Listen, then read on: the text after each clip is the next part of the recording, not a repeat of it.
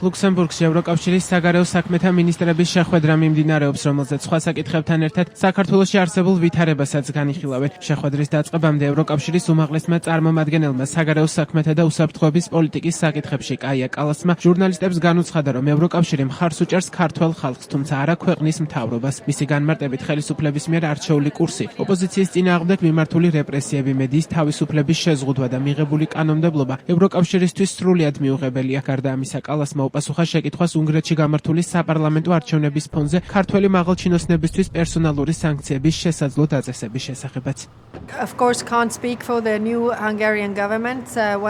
მე ვერ ვისაუბრებ უნგრეთის ახალი მთავრობის ნაცვლად, როგორც კი ისინი ჩამოყალიბდებიან და მუშაობას შეუდგებიან, ჩვენ შეგვიძლია მათ ყველა ეს კითხვა დავუსვათ. თუმცა ბუნებრივია ბევრ საკითხს, რომელიც მანამდე დაბლოკილი იყო, ჩვენ ხელახლა ხსნით განსახილველად და ვიმედოვნებთ, რომ პოზიტიურ შედეგებს მივიღებთ. დღეს ჩვენ განვიხილავთ სამხრეთ კავკასიას. ჩვენთვის უაღრესად მნიშვნელოვანია სომხეთსა და აზერბაიჯანს შორის ურთიერთობების ნორმალიზება. ასევე ვაპირებთ ვიმსჯელოთ სომხეთისთვის ახალ მისიაზე და იმაზე, თუ როგორ შეგვიძლია გავაგრძელოთ მუშაობა აზერბაიჯანთან ურთიერთობებზე. რა თქმა უნდა, ჩვენ ასევე განვიხილავთ საქართველოში მიმდინარე მოვლენებს. ჩვენი მიდგომა ამ საკითხისადმი ძალიან მკაფიოა. ჩვენ მხარს ვუჭერთ ქართველ ხალხს, მაგრამ არა საქართველოს მთავრობას, რომელსაც ქვეყანა არასწორი მიმართულებით მიჰყავს. როგორც უკვე აღვნიშნე, დღევანდელი დისკუსიების უმეტესი ნაწილი სომხეთსა და აზერბაიჯანს დაეთმობა. რაც შეეხება საქართველოს მთავრობას, ჩვენი პოზიცია ძალიან მკაფიოა. ის გზა, რომელსაც ისინი დაადგნენ, ოპოზიციის რეპრესიები, მედიის შეზღუდვა და მიღებული კანონები ჩვენთვის მიუღებელია. ამიტომ ჩვენ ნამდვილად გვჭირდება ამ მიმართულებით გარკვეული პროგრესის დანახვა.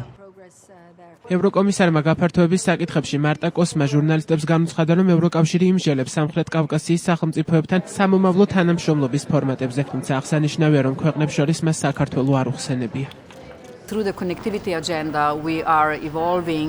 დაკავშირებადობის დღის წესრიგის მეშვეობით ჩვენ ვითარდებით სომხეთში, აზერბაიჯანსა და თურქეთში, რათა უკეთ დავაკავშიროთ ევროპა ცენტრალურ აზიასთან. საქმე ეხება ვაჭრობას, ენერგეტიკას. ჩვენ ხედავთ, რამდენად დაუცველები ვართ დღეს, როდესაც ჩრდილოეთში სავაჭრო მარშრუტები რუსეთის გამო ირღვევა, როდესაც სამხრეთში სავაჭრო მარშრუტები ირანში ომის გამო ირღვევა. ასე რომ გზა, რომელიც ახლა ხელმისაწვდომია, ზუსტად ისაა, რასაც ჩვენ დაკავშირებადობის დღის წესრიგში განვიხილავთ. ამიტომ დღეს ჩვენ განვიხილავთ, თუ როგორ ვითანამშრომლოთ უკეთ სამხრეთ კავკასიის ქვეყნებთან, განსაკუთრებით იმ სამ ქვეყანასთან, რომლებიც ვახსენე, სომხეთთან, აზერბაიჯანთან და თურქეთთან, სადაც უკვე გვაქვს კონკრეტული პროექტები, საიდანაც შეგვიძლია დავიწყოთ. საქართველოში არსებულ ვითარებაზე მოკლე კომენტარი ესტონეთის საგარეო საქმეთა მინისტრმა მარგუს ცაკნამაც გააკეთა. მან ლიეტუველი კოლეგის მსგავსად თქვა, რომ ესტონეთს პერსონალური სანქციების დაწესების წინადადება უკვე წარდგენილი აქვს. საქართველოს საკითხს დღეს ასევე გამოეხმაურა ესპანეთის საგარეო უწყების ხელმძღვანელი ხოსე მანუელ ალბარესი.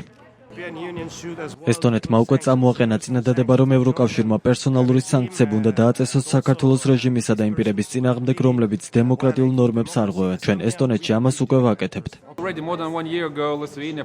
ჩვენ დავაგვიანეთ 1 წლის წინ ლიეტუვამ უკვე შემოგთავაზეთ ეს სანქციები, ისევე როგორც ჩვენ ეროვნულ დონეზე დავაწესეთ ისინი. სწორი იქნებოდა მათი ევროკავშირის დონეზე მიღება. დღევანდელ სიტუაციას რომ ვუყურებთ 1 წლის შემდეგ, დემოკრატია საქართველოში კიდევ უფრო მეტად უკან იხევს და ეს არის შედეგი. ჩვენ ძალიან დავაგვიანეთ და ძალიან ნელა ვიმოქმედეთ. ასეთია მოცემულობა, ამიტომ ახლა მაინც უნდა გადავდგათ ნაბიჯები. საქართველო კანდიდატი ქვეყანაა. მათ აიღეს ვალდებულება, რომ დაიცავდნენ დემოკრატიულ სტანდარტებს. ახლა მათზეა დამოკიდებული ამ ვალდებულებების შესრულება. თუ ისინი ამისთვის მზად არ არიან, მაშინ უნდა დადგეს ასოცირების შეთანხმების და კანდიდატის სტატუსის გადახედვის საკითხი. თუ ამ პროცესს დავასრულებთ, მაშინ სრულიად სხვა რეალობაში აღმოჩნდებით.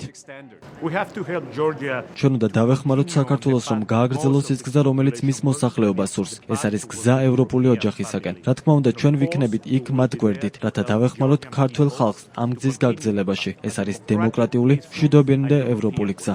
შეხვედრის დღის წესრიგში ნათქვამია, რომ მინისტრები აზრებს გაცვლიან სამხრეთ კავკასიის საკითხებთან დაკავშირებით, ასევე იგეგმება უკრაინის წინააღმდეგ რუსეთის აგრესიის, ახლო აღმოსავლეთში არსებული ვითარების და სუდანის საკითხების განხილვაც.